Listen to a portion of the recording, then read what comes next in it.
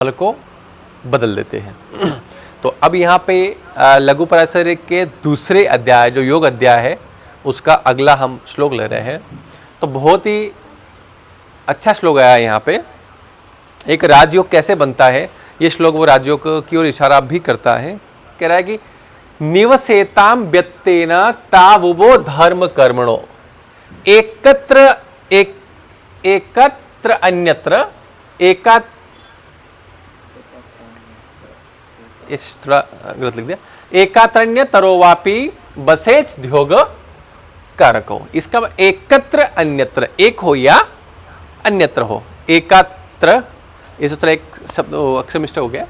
निवसेताम व्यत्तेन, निवसेताम मतलब निवेश हो जाए, बैठ जाए, उसका कहीं पर भी बैठना। निवसेताम व्यत्तेन, व्यत्तेन मतलब किसी भी प्रकार से, व्यत्तेन किसी भी प्रकार से, ये वहां पे या वो वहां पे, आपस में किसी व्यक्ति ने किसी प्रकार के से। तावुभो, तावुभो बे दोनों, तावुभो बे दोनों, धर्म वे दोनों कौन? धर्म कर्मणो, धर्म कर्मणो, धर्म और कर्म के नेता, धर्म कर्म के अधिपति। तावुभो धर्म कर्मणो, ये कह रहे कि निवेशेतान व्यत्तेन तावुभो धर्म कर्मणो, कि धर्म कर्म के नेता किसी भी प्रकार से एक दूसरे की राशि में, मतलब एक दूसरे की राशि में बैठ जाए। फिर बोले एकत्र या अन्यत्र, एक साथ बैठे या अन्यत्र, अन्यत्र बैठे, दोनों आपस में राशि परिवर्तन कर ले, या दोनों नवम भाव में बैठ जाए, या दोनों एकत्र मतलब दोनों एक साथ बैठ जाए नवम भाव में, धर्म भाव में या कर्म भाव में, या फिर अन्यत्र धर्म का मालिक कर्म में और कर्म का मालिक धर्म में। तो विशेष योग कारक, एक विशेष योग की प्राप्ति मनुष्य को होती है। ऐसे जातक को एक विशेष योग की प्राप्ति होती है कि जब धर्म और कर्म के मालिक आपस में किसी भी प्रकार का, यहां तो दो चीज कहेगी, एकत्र या अन्यत्र, एक साथ बैठे या आपस में राशि परिवर्तन कर ले, युति बना ले या राशि परिवर्तन कर ले, तो विशेष योग की प्राप्ति होती। जैसे इस कुंडली में मेष लग्न में धर्म का मालिक कौन है? चलो वृश्चिक लग्न में धर्म का मालिक कौन है? चंद्रमा। और कर्म का मालिक कौन है? सूर्य।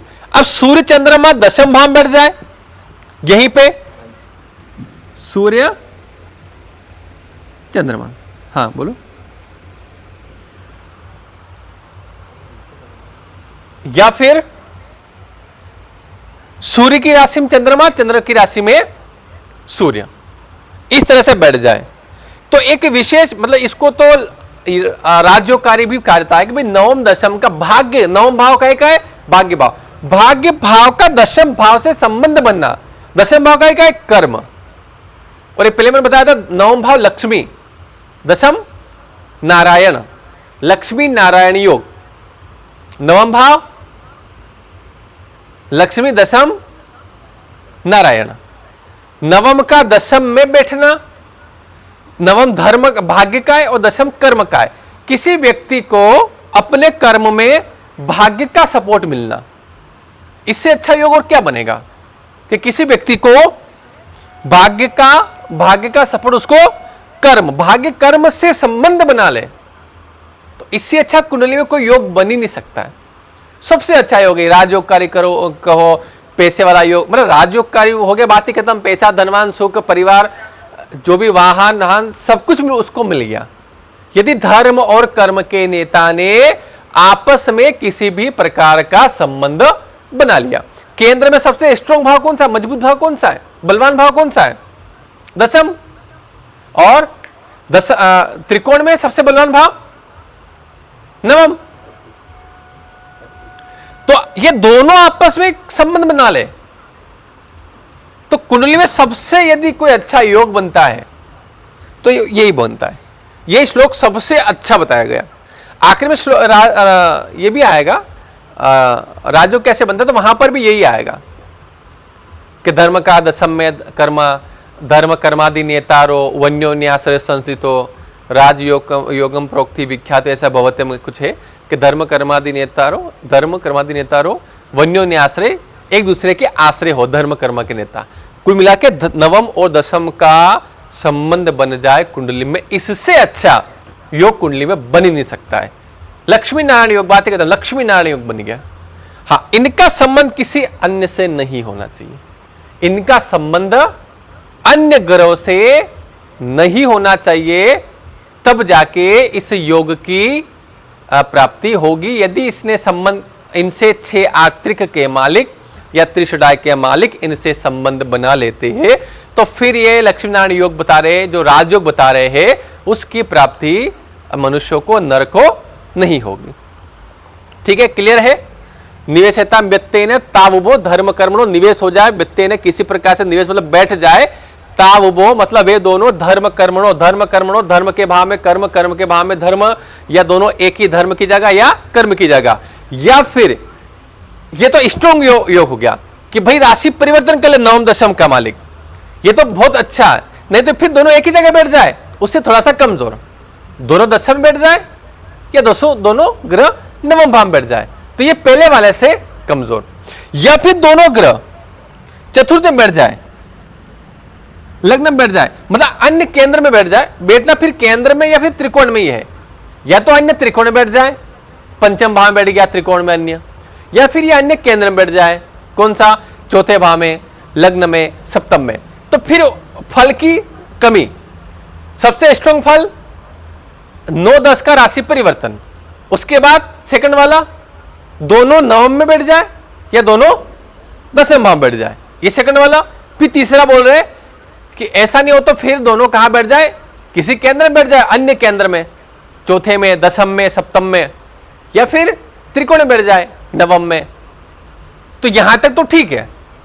अब इसके अलावा केंद्र त्रिकोण से बाहर बैठेंगे तो फिर उसकी फल में न्यूनता आ जाएगी। त्रिक भाव में तो बिल्कुल भी नहीं बैठना है, त्रिक भाव में बैठने से तो योग ये भंग हो जाएगा। योग कब मिलेगा, त्रिकोण में हो, केंद्र में हो, तब तक ही इनका योग मिलेगा। केंद्र त्रिकोण के नेता त्रिक भाव में जाते ही योग भंग हो जाता है, उतना अच्छा योग नहीं मिलता है, और इनसे अशुभ भाव के मालिक संबंध नहीं बनाए, ये पहला कह रहा है। अगला श्लोक, त्रिकोणाधिपयोर मध्य संबंधो येन केनचित, येन कैन किसी भी प्रकार, या येन केनचित किसी प्रकार का, त्रिकोणाधि, धी मतलब पति मालिक, त्रिकोणाधि त्रिकोण के पति, मध्य संबंध हो जाए, येन केनचित किससे, बलिनः केंद्रनाथस्य, बलवान केंद्रनाथस्य, केंद्र का नाथ, बलवान केंद्र का नाथ, त्रिकोणाधि त्रिकोण के अधिपतियों के बीच में संबंध बना ले, बलवान केंद्र का नाथ। बलवान केंद्र कौन सा है, बलवान केंद्र, यहां दो चीजें समझना है। एक तो बलवान केंद्र हमने पहले पढ़ा कि 1 से बलवान 4, 4 से बलवान 7 और 7 से बलवान 10, तो बलवान केंद्र दसम भाव की बात हो रही है। लेकिन एक चीज और समझना है कि यदि चौथा भाव का मालिक भी अपनी उच्च राशि में, खुद की राशि में और अच्छी स्थिति में है, तो उसको भी हमको बलवान मानना पड़ेगा, केवल दसम भाव को बलवान नहीं मानना। एक त्रिकोण का मालिक, त्रिकोणाधि पर मध्य संबंध हो जाए, ये न कैन किसी भी प्रकार का संबंध, युति संबंध हो, राशि परिवर्तन हो, एकत्र दृष्टि संबंध हो या परस्पर दृष्टि, तो किसी भी प्रकार का संबंध हो, किससे, बलवान केंद्र के नाथ से। तो भवेत यदि ऐसा घटित हो रहा है, भवेत यदि, तो सुयोगकृत एक अच्छे योग का निर्माण हो जाता है। ये सब अच्छे योग कुंडली बता रहे हैं। इससे पहले धर्म कर्म का बताया, अब बोल रहे हैं कि त्रिकोण का मालिक, त्रिकोण भाव का मालिक कौन सा त्रिकोण, कोई सा ही पकड़ लो, 5वां या 9वां, त्रिकोणाधि बहुवचन, एक से अधिक त्रिकोण, पंचम त्रिकोण हो या नवम त्रिकोण हो, त्रिकोणाधि पयोर मध्य, उनके मध्य में किसका संबंध, बलवान केंद्र। तो दोनों त्रिकोण में से कोई भी त्रिकोण का मालिक किससे संबंध बना ले, बलवान केंद्र के मालिक से संबंध बना ले तो एक अच्छा योग बन जाता है। अब यहां भी यही शर्त है कि भाई या तो आपस में राशि परिवर्तन कर ले, कौन कर ले, तो पंचम भाव का मालिक ये गुरु है, ये सूर्य से राशि परिवर्तन कर ले, सूर्य त्रिकोण में यहां और गुरु यहां पे, दसम भाव में गुरु, पंचम भाव में सूर्य, तो बहुत बढ़िया है। ऐसा नहीं हो तो दोनों दसम भाव में, ये दोनों पंचम भाव में, ऐसा नहीं हो तो फिर भाग्य का मालिक चतुर्थ संबंध बना ले, 9 का संबंध 4 से, या 4 का 5 तो हो ही गया, ये त्रिकोण का मालिक चौथे से बना ले, या ये पंचम का मालिक चौथे से बना ले, ये पंचम का मालिक दसम से बना ले, या फिर लग्न से बना ले। ऐसी स्थिति में एक अच्छे योग का निर्माण होता है। और बलवान केंद्र की बात है तो दसम भाव तो बलवान कहा गया है, लेकिन चौथे भाव का मालिक भी अच्छी मजबूत स्थिति में है, खुद की राशि में है, स्वग्रही उच्च का बढ़िया स्थिति में है, वो भी बलवान माना जाएगा। तो उससे भी यदि त्रिकोण का मालिक संबंध बनाता है तो वैसा ही फल घटित होगा जैसे दसम भाव के मालिक के फल घटित होने की बात वो कर रहे हैं। ठीक है, तो यहां पर भी महिमा वही बताई गई है जो मैंने पहले आपको बता दिया। त्रिकोण और केंद्र के मालिक का आपस में संबंध बहुत महत्वपूर्ण रखता है।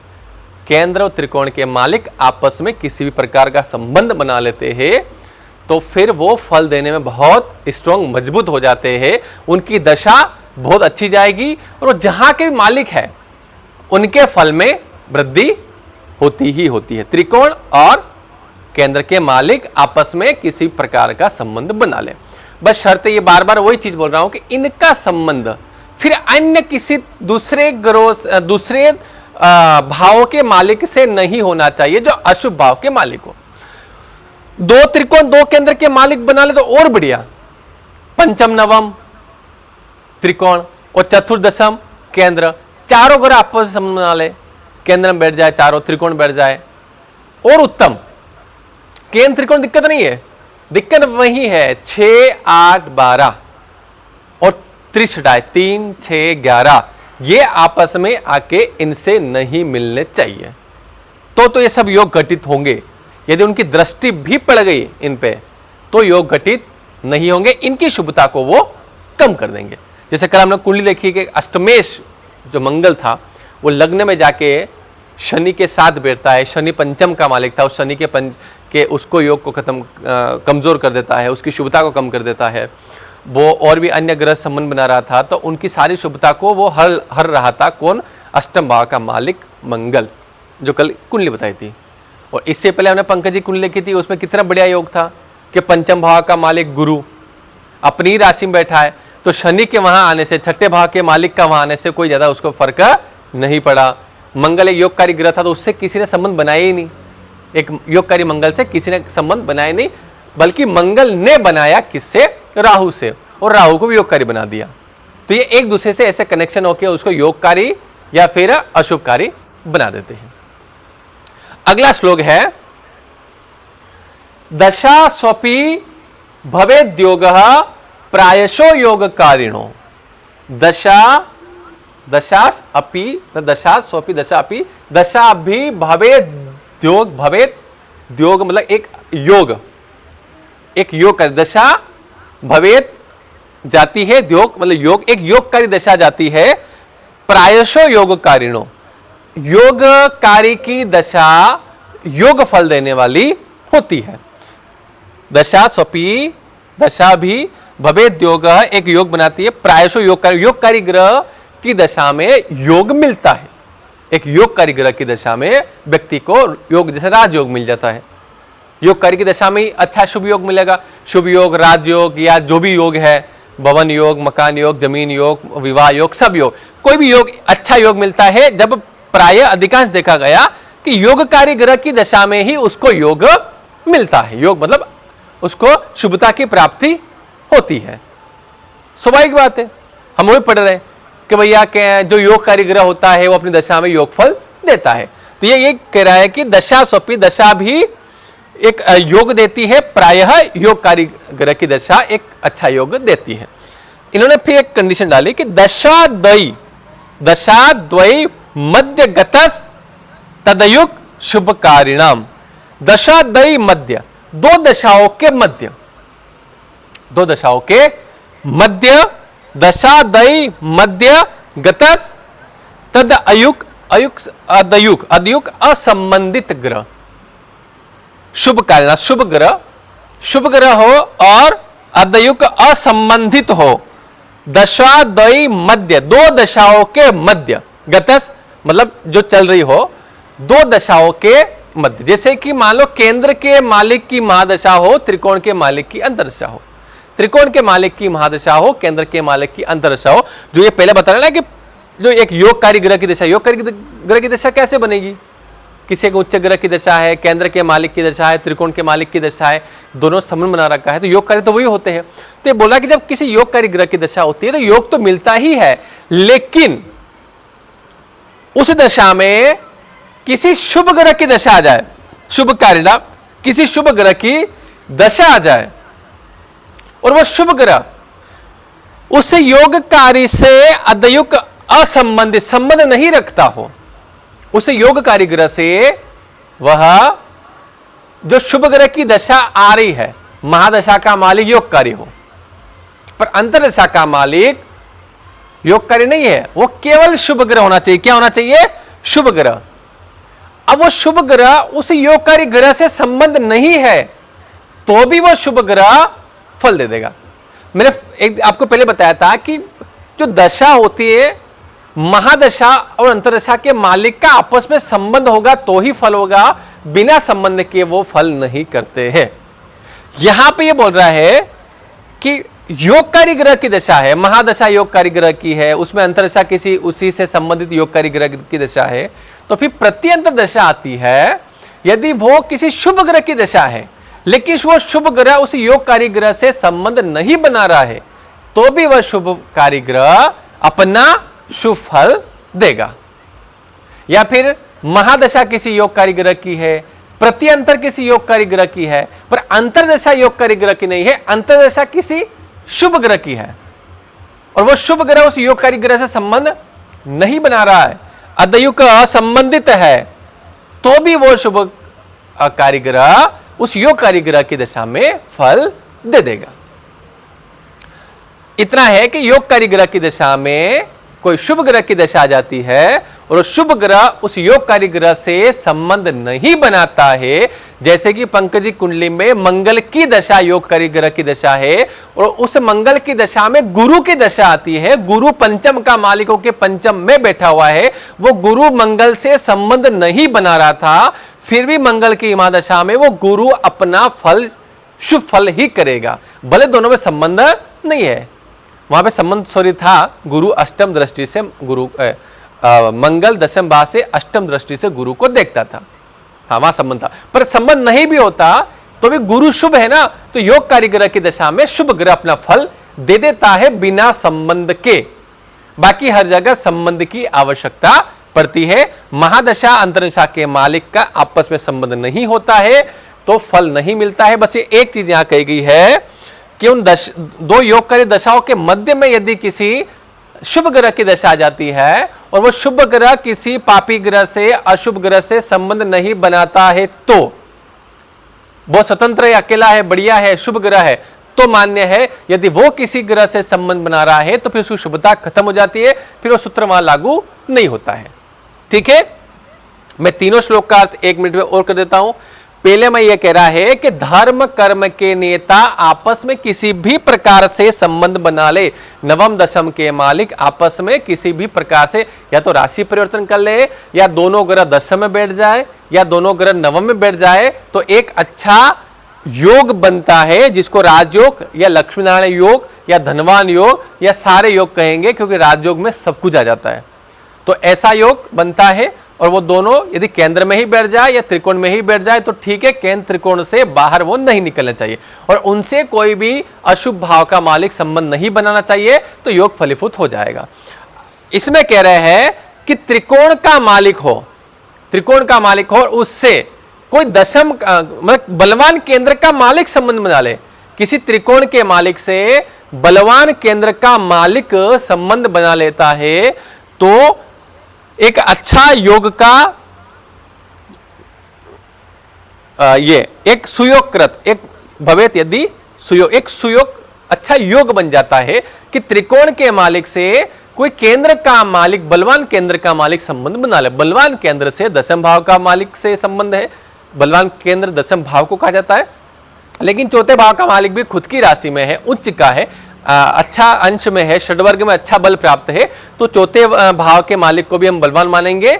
वो भी यदि किसी त्रिकोण के मालिक पंचम मालिक या नवम मालिक से संबंध बना लेता है तो वो भी एक योगकारी ग्रह बन जाता है। और वो दोनों संबंध बना के केंद्र में बैठ जाए, त्रिकोण में बैठ जाए, उससे बाहर नहीं जाए और उनसे कोई अन्य अशुभ भाव का मालिक संबंध नहीं बनाए।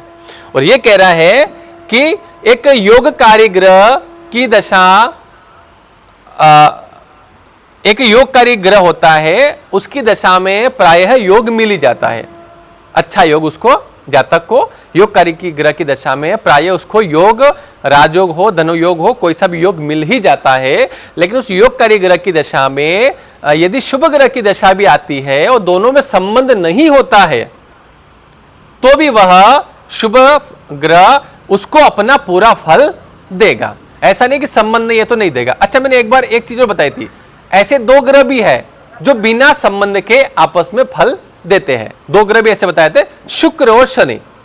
शुक्र शनि ऐसे ग्रह है जो आपस में संबंध नहीं होगा तो भी वो अपना पूरा फल करेगा। शुक्र की महादशा में शनि की अंतरदशा हो या शनि की महादशा में शुक्र की अंतरदशा हो, वो अपना पूरा फल करते हैं संबंध नहीं होने पर भी, क्योंकि दोनों अच्छे बढ़िया प्रगाढ़ मित्र हैं।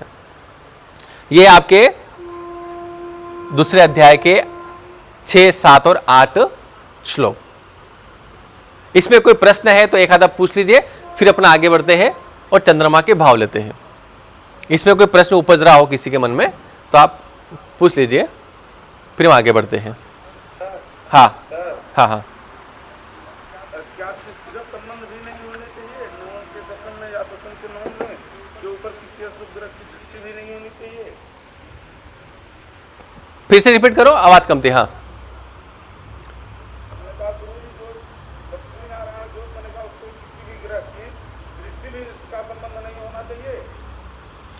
जो लक्ष्मीनारायण योग बना रहा है नवम दशम का जो मालिक जो संबंध बना रहा है उस पर किसी भी अन्य ग्रह जो त्रिक का मालिक हो त्रिषडाय का मालिक हो वो उनसे संबंध दृष्टि संबंध भी ना बनाए। यदि बनाता है तो उसकी शुभता कम हो जाती है। उन ग्रहों की जो 9-10 का मालिक जो बन रहा है उनकी शुभता कम होगी, फल देने का जो एक वो पावर होगा उसमें थोड़ी सी कमी आ जाएगी, फिर वो एक अच्छा राजयोग नहीं बना सकता है, शुभता में कमी आ जाएगी। मारक, हाँ यह है कि मारक ग्रह की दूसरी राशि कहां है यह पहले क्लियर कर लेना। मारक ग्रह की दूसरी राशि त्रिकोण में है, हालांकि ऐसा तो होगा नहीं। मारक ग्रह की दूसरी राशि जैसे अच्छी स्थिति में है तो ठीक है, लेकिन अगर खराब स्थिति में है तो फिर नहीं। और सूर्य चंद्रमा मारक है तो फिर नहीं चलेगा।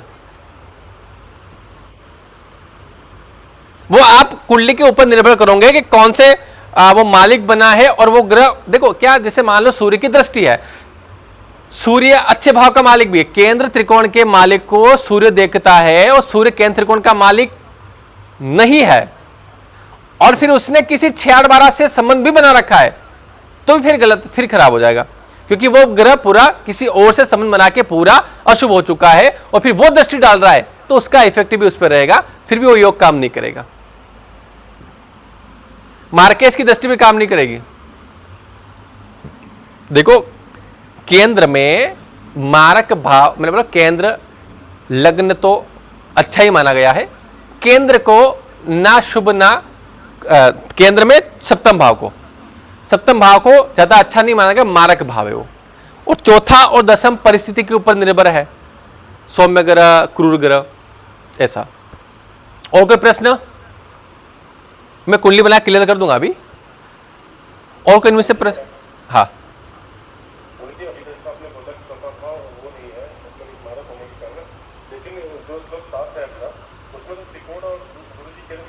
हाँ, इसमें क्या होगा, इसमें क्या होगा, केंद्र में यदि सप्तम का मालिक त्रिकोण के मालिक से संबंध बनाता है तो एक जो योग एक बढ़िया घटित होने वाला होता है वो उतना बढ़िया घटित नहीं होगा, क्योंकि है तो सप्तम भाव मारक का है, भले वो केंद्र है लेकिन मार्केश है, तो मार्केश का नवम से संबंध बनना, एक केंद्र त्रिकोण का संबंध तो बन रहा है, लेकिन जितनी जो महिमा इसे बताई गई है कि बहुत अच्छा योग बनेगा, फिर वो योग नहीं बनेगा। वो योग बनाने के लिए इन्होंने क्या बोला कि बलवान दशम भाव की बात की, भाई दशम भाव होना चाहिए, नहीं तो फिर चतुर्थ भाव चलेगा, लग्न चलेगा। मार्केश को इतने प्रधानता नहीं देनी चाहिए, जैसे त्रिकोण में लग्न को प्रधानता नहीं दी जाती है, पंचम और नवम को ही प्रधान माना गया त्रिकोण में, उसी तरह केंद्र में सप्तम भाव को इतना नहीं मानना चाहिए, क्योंकि उसका एक रूप मारक का भी है, मारने वाला। तो मार्केश को बलवान करना ये उस जातक के लिए खराब स्थिति पैदा करेगा। सप्तम भाव का बलवान होना इतना बढ़िया नहीं है, सप्तम का अष्टम का बलवान होना जातक के लिए इतना बढ़िया नहीं है। तो हम ये नहीं कह रहे भाग्य और सप्तम का आपस में संबंध बनेगा, केंद्र त्रिकोण का मालिक का संबंध बन गया, ये ठीक है, लेकिन जो एक फल देने की क्षमता जो वो दशम और चतुर्थ कर सकता है, जो लग्न कर सकता है, वो सप्तम भाव नहीं कर सकता।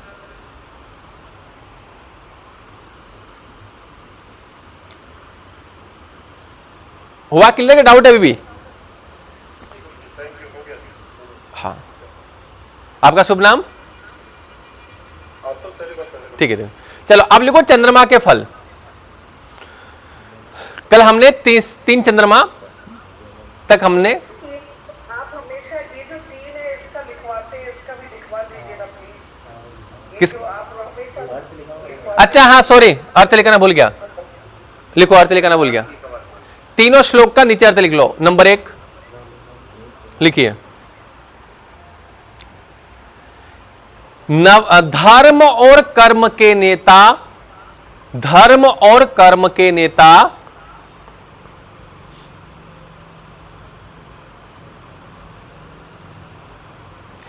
आपस में किसी भी प्रकार से संबंध बना ले,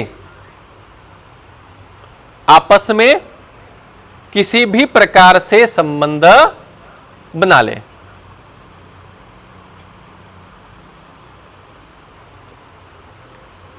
या तो राशि परिवर्तन कर ले,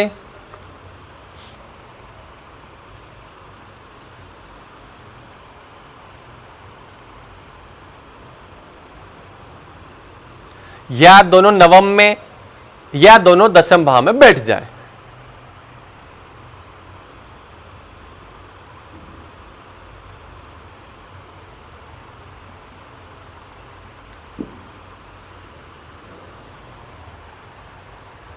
तो एक अच्छे योग का निर्माण करते हैं, तो एक अच्छे योग का निर्माण करते हैं।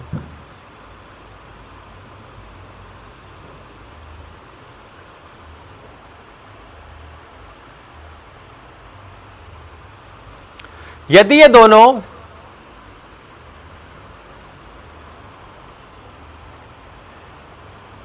धर्म कर्म के अतिरिक्त, यदि ये दोनों धर्म कर्म के अतिरिक्त अन्य त्रिकोण या केंद्र में भी बैठ जाए, अन्य त्रिकोण या केंद्र में भी बैठ जाए,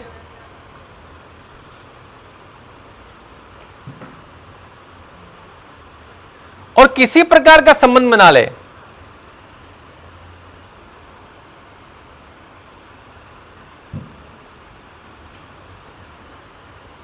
और किसी भी प्रकार का संबंध बना ले, फिर भी योग मिलेगा।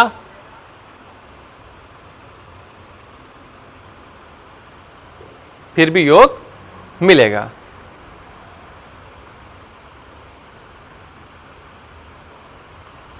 इन ग्रहों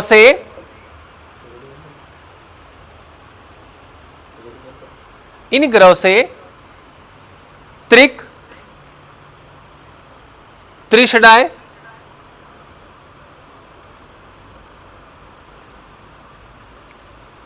या अशुभ भाव के मालिक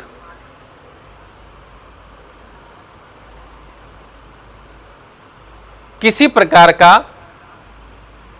संबंध नहीं बनाए। त्रिक, त्रिषडाय या अन्य अशुभ भाव का मालिक इनसे किसी भी प्रकार का संबंध नहीं बनाए।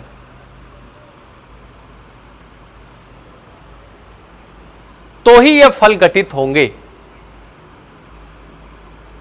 तो ही यह फल घटित होंगे।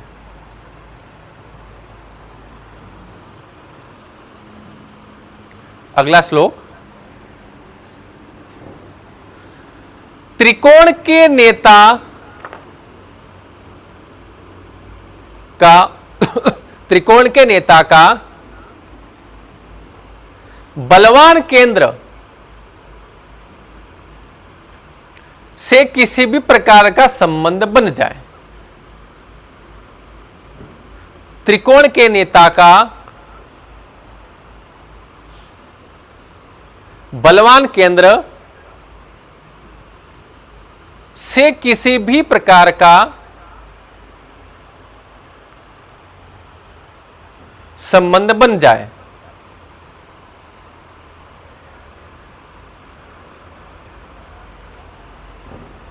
तो यह एक सुयोग बन जाता है, तो यह एक सुयोग बन जाता है। लिखना सबको है, मैं किसी को पूछ लूंगा। मैं बलवान केंद्र का आशय सिर्फ दशम भाव से ना समझे, बलवान केंद्र का आशय सिर्फ दशम भाव से ना समझे। अन्य केंद्र के मालिक बलवान केंद्र का आशय केवल दशम भाव से ना समझे।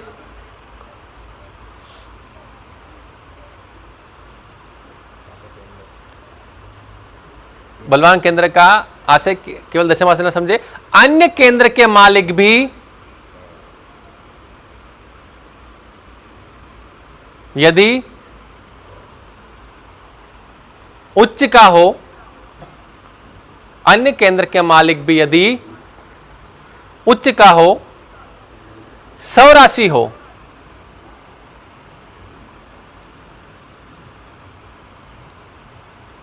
बलवान स्थिति में हो,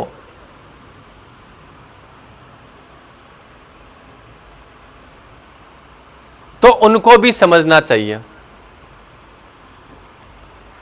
तो उनको भी समझना मतलब केंद्र का बलवान फिर उनको भी समझना चाहिए, और उनका भी यदि इनसे संबंध बनेगा त्रिकोण के मालिक से तो चलेगा। त्रिकोण का मालिक दशम, बलवान दशम से संबंध बना ले, एक सुयोग बन जाता है। लेकिन बलवान दशम के बलवान केंद्र केवल दशम से नहीं है, बलवान केंद्र अन्य केंद्र भी हो सकते हैं, बस उनका मालिक खुद की राशि का हो, स्वग्रही हो, उच्च का हो, अच्छी सिद्ध बेटा हो, तो उनको भी समझना चाहिए। फिर उनका भी संबंध यदि त्रिकोण के मालिक से बनता है तो फिर एक योग, सुयोग, एक योग की प्राप्ति हो जाती है। नवम का त्रिकोण का मालिक चतुर्थ से संबंध बना ले और चतुर्थ भाव का मालिक अच्छी स्थिति में हो तो भी ये योग का निर्माण होता है। लिख लो, इन ग्रहों से अशुभ भाव के मालिक का किसी भी प्रकार का संबंध नहीं हो। इन ग्रहों से अशुभ भाव के मालिकों का किसी भी प्रकार से कोई संबंध नहीं हो।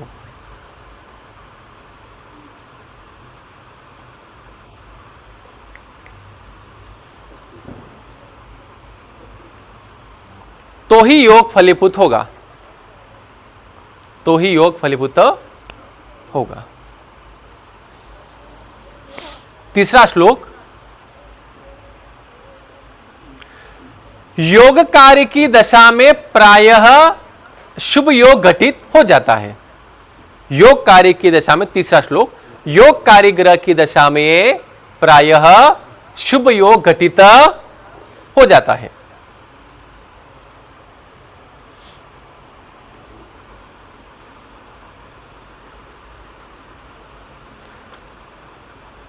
और उस योगकारी ग्रह की दशा,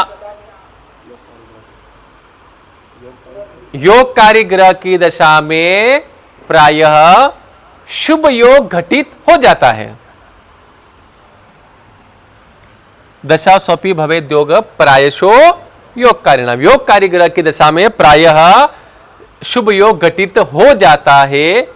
उस योगकारी ग्रह की दशा में, उस योगकारी ग्रह की दशा में, लिखो, उस योगकारी ग्रह की दशा में कोई शुभ ग्रह की दशा आ जाए, कोई शुभ ग्रह की दशा आ जाए, उस योगकारी ग्रह की दशा में किसी शुभ ग्रह की दशा आ जाए,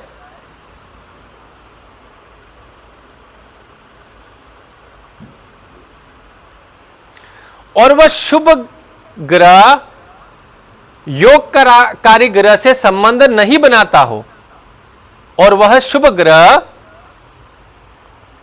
उस योगकारी ग्रह से संबंध नहीं बनाता हो,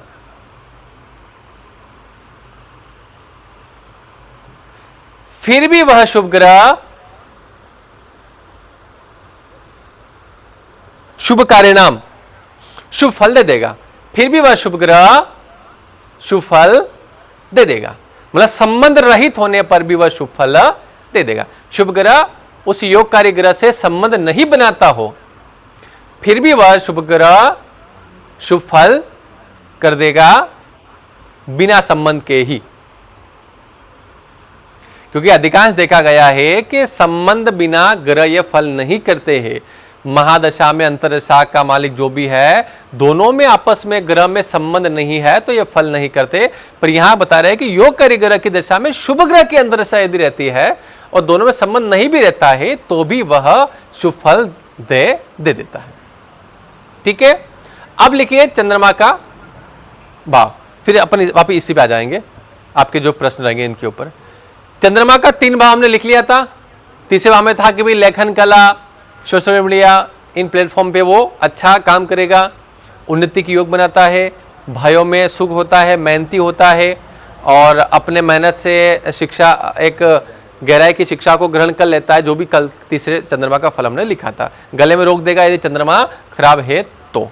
अब चौथा चंद्रमा, चतुर्थ भाव, यहां चंद्र बैठा हो। अब चंद्रमा का संबंध माता से, चंद्रमा का संबंध माता से, तो चंद्रमा चतुर्थ भाव में हो तो माता का सुख पूरा मिलता है। ऐसे जातक को माता का सुख पूरा मिलता है यदि चौथा चंद्रमा कुंडली में विराजमान है। माता सुख में कमी नहीं आती। ऐसे व्यक्ति को सुख भी मिलता है। सुख का भाव है ना, चंद्रमा सुख दे देता है। ऐसा व्यक्ति सुखी रहता है, मतलब सुख मिलता है मतलब सुखी रहता है। चौथा चंद्रमा वाला व्यक्ति सुखी रहता है, धनवान भी, पैसा भी मिलता रहता है। चौथा चंद्रमा वाला धनवान भी रहता है। आकर्षण व्यक्तित्व वाला चौथा चंद्रमा आकर्षण व्यक्तित्व देता है, आकर्षण व्यक्तित्व वाला। चतुर्थ का चंद्रमा आकर्षण व्यक्तित्व। उत्तम स्वास्थ्य, स्वास्थ्य में कोई दिक्कत नहीं, उत्तम स्वास्थ्य। चौथे चंद्रमा वाले का विवाह के बाद भाग्योदय होता है। चौथा चंद्रमा कुंडली में है तो आकर्षण व्यक्तित्व के साथ उत्तम स्वास्थ्य, और चतुर्थ चंद्रमा है तो विवाह के बाद भाग्योदय ऐसे व्यक्ति का बनता है। और चौथा चंद्रमा वाहन मकान का पूर्ण सुख दे देता है। चौथा चंद्रमा वाहन मकान का पूर्ण सुख दे देता है। अब चंद्रमा यहां पे पॉजिटिव हुआ तो, सकारात्मक हुआ तो, शुभ हुआ तो, अच्छी स्थिति में हुआ तो, यही चंद्रमा पाप पीड़ित हुआ तो इन्हीं सब से वो वंचित कर देगा। खराब अशुभ स्थिति में हुआ तो इन्हीं सब फलों से वो वंचित कर देगा, नहीं देगा। वो माता का स्वास्थ्य नहीं देगा, माता का स्वास्थ्य को खराब कर देगा, माता का सुख नहीं देगा, सुख नहीं देगा, वाहन मकान समस्या खड़ी कर देगा। यदि चंद्रमा यहां पे नीच का है, पाप पीड़ित है, अस्त है, पापी ग्रह के सानिध्य में है, अशुभ भाव का मालिक है, अशुभ भाव के मालिक से संबंध बना रहा है, तो फिर ये फल सब उल्टे हो जाएंगे। अन्यथा चौथा चंद्रमा अच्छी स्थिति में तो फल वो बढ़िया करता है। लिखो पंचम चंद्रमा।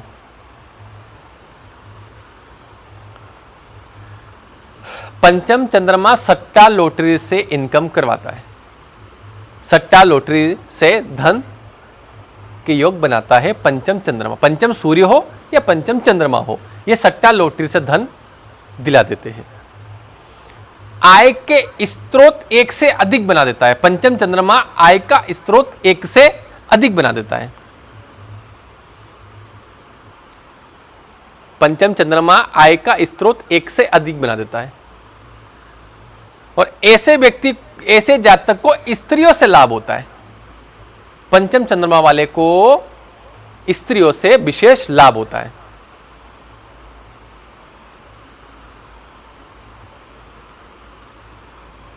और ऐसे जातक को कन्याएं भी ज्यादा हो सकती है। ऐसे जातक को कन्याएं ज्यादा हो सकती है। पंचम चंद्रमा सुंदर पत्नी देता है। पंचम चंद्रमा सुंदर पत्नी देता है, साथ में ससुराल धनवान होगा। साथ में ससुराल धनवान होगा।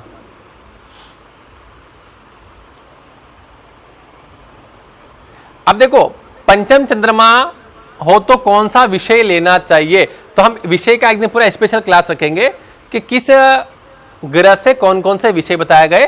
तो आप चंद्रमा यहां हो तो वो विषय दे सकते हो। पूरा विषय का हम करेंगे, क्योंकि पंचम भाव का क्या होता है, सब्जेक्ट चयन का होता है, व्यक्ति को कौन सा विषय लेना है। तो उस दिन एक स्पेशल क्लास रहेगी, 9 ग्रह के कौन कौन से विषय होते हैं, तो पंचमेश या पंचमस्त के विषय आप उनको दिलाना है। अब लिखो छठा चंद्रमा, छठे भाव का चंद्रमा। छठे भाव का चंद्रमा शीतजन्य रोग तो दे देता है। छठा चंद्रमा शीतजन्य रोग, सर्दी जुकाम मलेरिया खांसी कफ जमना जल संबंधित शीतजन्य रोग छठा चंद्रमा दे देता है। मानसिक परेशानी,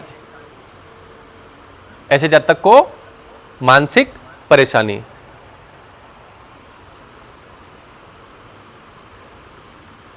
व्यर्थ के शत्रु,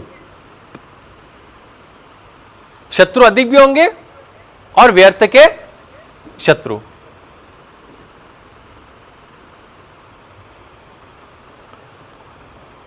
ऐसे व्यक्ति का मन बहुत जल्दी बदल जाता है। आज क्या प्लान बनाया, कल क्या बनाएगा, परसों क्या बनाएगा, मन बहुत जल्दी परिवर्तन हो जाता है। छठे चंद्रमा वाले का मन बहुत परिवर्तन। लेकिन छठा चंद्रमा शार्प बुद्धि होती है। छठा चंद्रमा वाला व्यक्ति शार्प बुद्धि, बुद्धिमान, शार्प बुद्धि। छठा चंद्रमा शीतजन्य रोग, अपनी योजनाएं जल्दी बदलना, मानसिक परेशानी, व्यर्थ के शत्रु, अधिक शत्रु, शार्प माइंड, बुद्धिमान, ये छठा चंद्रमा। आ जाओ सप्तम चंद्रमा पर। सप्तम चंद्रमा दाम्पत्य सुख अच्छा देता है। दाम्पत्य सुख में कमी नहीं कर, दाम्पत्य सुख अच्छा देता है सप्तम चंद्रमा। ऐसे व्यक्ति का स्वभाव शांत होता है। ऐसे व्यक्ति का स्वभाव शांत होता है।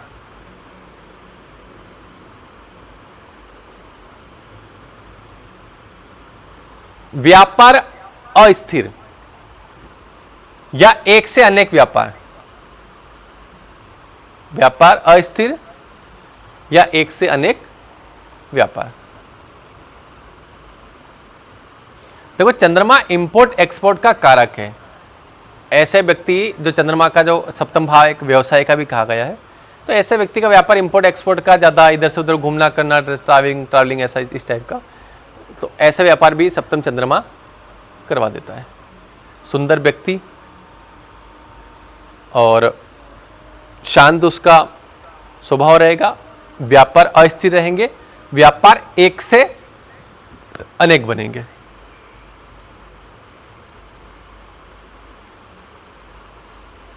अब लिखो अष्टम चंद्रमा।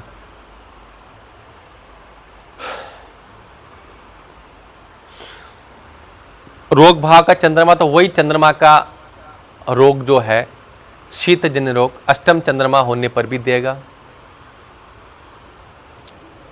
अष्टम चंद्रमा माता का स्वास्थ्य खराब होता है, माता को कष्ट होता है जब वो बालक जन्म लेता है। जिसकी कुंडली में अष्टम चंद्रमा होता है ना, तो वो जब जन्म लेता है तो उसकी माता को कष्ट होता है। अष्टम चंद्रमा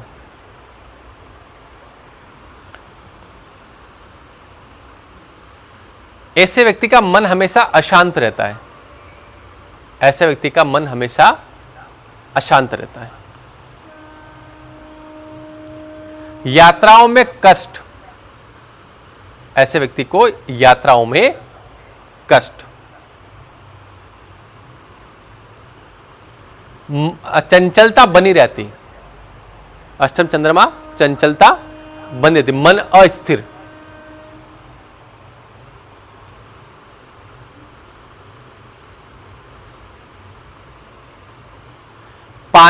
पानी से घात, जल से ऐसे व्यक्ति को घात के संकेत होते हैं। चंद्रमा अल्प आयु भी देता है, यदि वो योग भंग नहीं होता है। अल्प आयु के योग के भंग बहुत सारे हैं, यदि भंग नहीं है तो चंद्रमा अल्प आयु भी देता है। किसी बच्चे का जन्म होता है, अष्टम चंद्रमा होता है तो दिक्कतें आती है। अब वो शुक्ल पक्ष का है, रात का जन्म हो गया है तो योग भंग हो जाता है, शुभ ग्रह की दृष्टि हो गई, भंग के अलग है। बाकी अष्टम चंद्रमा अल्पायु भी देता है। जैसे अष्टम शनि लंबी आयु देता है, ऐसे अष्टम चंद्रमा अल्पायु देता है। ठीक है, यह है चंद्रमा के 8 भाव। इस तरह से हमने लघु पराशर का 6, 7, 8 श्लोक पढ़ा और चंद्रमा के 4 से 8 भाव पढ़े। कल इससे आगे बढ़ेंगे